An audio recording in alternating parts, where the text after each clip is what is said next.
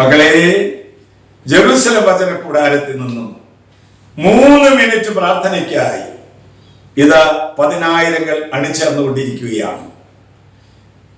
കുരിശ് ശക്തി അനുഭവിപ്പാൻ, ക്രൂശിതന് പിന്നാലെ പോകാൻ ഇതാ അനേക മക്കൾ തീരുമാനമെടുത്ത് കർത്താവിന്റെ മുമ്പിലായിരിക്കുകയാണ്. ഇന്നത്തെ വചനം നമുക്ക് കേൾക്കണ്ടേ? സെഫാനിയുടെ പുസ്തകം 3-ാം അധ്യായം 16-ാം വാക്യം. ഇസ്രായേലിന്റെ രാജാവായ കർത്താവ് നിങ്ങളുടെ മധ്യയുണ്ട്. നിങ്ങൾ ഇനിമേൽ അനർത്ഥം ഭയപ്പെടേണ്ടതില്ല. അന്ന് ജെറൂസലേമിനോട് പറയുക, സിയോനെ, നീ ഭയപ്പെടേണ്ട, നിന്റെ കരങ്ങൾ ദുർബലമാകാതിരിക്കട്ടെ. മകളെ, ഈശോനാഥൻ നമ്മുടെ ഹൃദയങ്ങളുടെ രാജാവാണ്. ഈശോ രാജാതി രാജാവാണ്.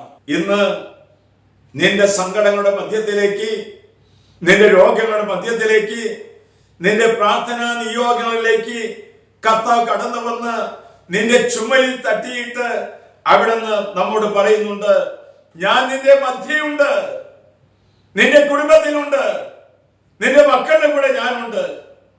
എന്നിട്ട് പറയുകയാണ്, നിന്റെ കരം ദുർബലമാകാതിരിക്കട്ടെ. തളർന്ന മനസ്സുമായി ആരെങ്കിലും ഈ ശുശ്രൂഷയിൽ പങ്കെടുക്കുന്നുണ്ടെങ്കിൽ, ധൈര്യം ചോർന്നു പോകുന്ന പോലെ തോന്നുന്നുണ്ടെങ്കിൽ, അവന്റെ കൈക്ക് പിടിച്ച്, ചുമലിൽ പിടിച്ച് ഈശോ പറയുകയാണ്, ധൈര്യമായിരിക്കുക.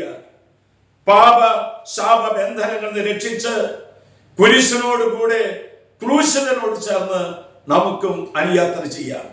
ആശ്വാസപ്രദമായ രാത്രി, പ്രതീക്ഷാ നിർഭരമായ പ്രഭാതം, സൽപ്രവർത്തികൾ നിറഞ്ഞ ദിവസം നൽകി നാം എല്ലാവരെയും അനുഗ്രഹിക്കട്ടെ.